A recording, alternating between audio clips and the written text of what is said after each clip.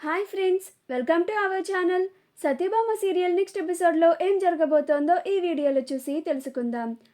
కాళీ సత్యని kidnap చేసిన సంగతి తెలుసుకున్న క్రిష్ అసలేం జరిగింది అని తెలుసుకోవడానికి ఈ వీడియోని స్కిప్ చేయకుండా ఎండ్ వరకు చూసేయండి.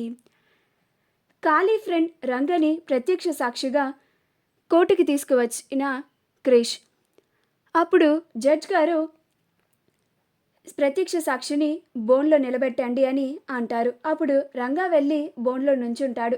అప్పుడు జడ్జ్ గారు రంగాని విచారిస్తూ ఉంటారు. అప్పుడు రంగా జరిగిందంతా అందరికీ చెప్తూ ఉంటాడు. క్రిష్ వచ్చి సత్య పక్కన కూర్చుంటాడు.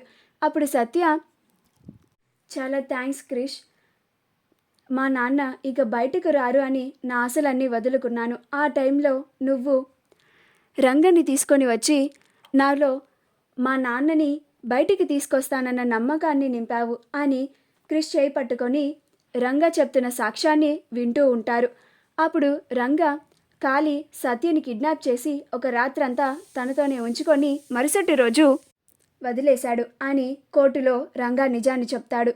ఆ నిజం వినగానే క్రిష్ ఆశ్చర్యపోతాడు. అప్పుడు విశ్వనాథ్ కూడా ఈ నిజం క్రిష్కి తెలిసిపోయింది అని చాలా బాధపడుతూ ఉంటాడు.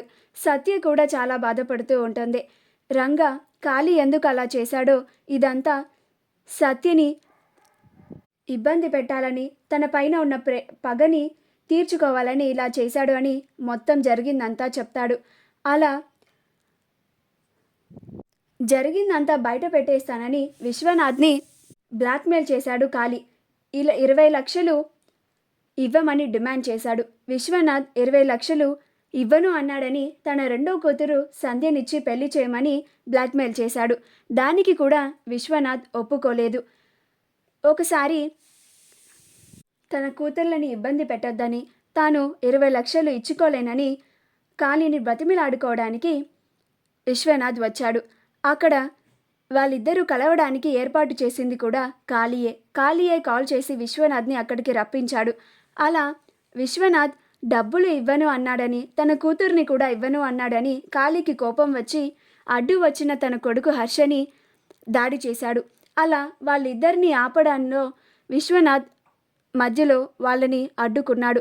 అలా ఆ తోపులాటలో అక్కడ పడి ఉన్న బీర్ బాటిల్ మీద కాలు వేసి స్లిప్ అయ్యి ఆ బిల్డింగ్ పై నుంచి కింద పడిపోయాడు. కాళీని విశ్వనాథ్ చంపలేదు అని సాక్ష్యాన్ని కోర్టులో చెప్తాడు. క్రిష్ అసలు నిజం తెలిసిన తరువాత సత్యని కాళీ కిడ్నాప్ చేశాడని, ఆ విషయం తనకి ఇంతవరకు తెలియకుండా దాచారు అని బాధపడుతూ అక్కడి నుంచి బయటకి వెళ్ళిపోతాడు. సత్య క్రిష్ని ఆపడానికి ప్రయత్నిస్తోంది. అయినా క్రిష్ సత్యని వదిలించుకొని అక్కడి నుంచి బయటికి వెళ్ళిపోతాడు. సాక్ష్యం చెప్పిన తరువాత జడ్జ్ గారు సాక్ష్యాన్ని పరిశీలించిన మీదట ఇందులో విశ్వనాథ్ తప్పేమీ లేదని కోర్టు భావిస్తుంది. విశ్వనాథ్ని నిర్దోషిగా విడుదల చేస్తూ ఈ కోర్టు కేసుని కొట్టేస్తుంది అని తీర్పు చెబుతారు. అప్పుడు అందరూ ఆనందిస్తూ ఉంటారు. కానీ విశ్వనాథ్, హర్ష, సంధ్య, సత్యలు మాత్రం విశ్వనాథ్ విడుదలై బయటికి వచ్చినా కానీ అసలు నిజం బయటపడి క్రిష్ కోపంగా బయటికి వెళ్ళిపోయాడని, ఇప్పుడు సత్య కాపురం ఏమవుతుందా అని అందరూ బాధపడుతూ ఉంటారు. మా వీడియో కనుక మీకు నచ్చినట్లయితే లైక్ చేయండి, షేర్ చేయండి, మా ఛానల్ని సబ్స్క్రైబ్ చేసుకోండి. పక్కనే ఉన్న బెల్ ఐకాన్ని క్లిక్ చేయడం మాత్రం మర్చిపోకండి.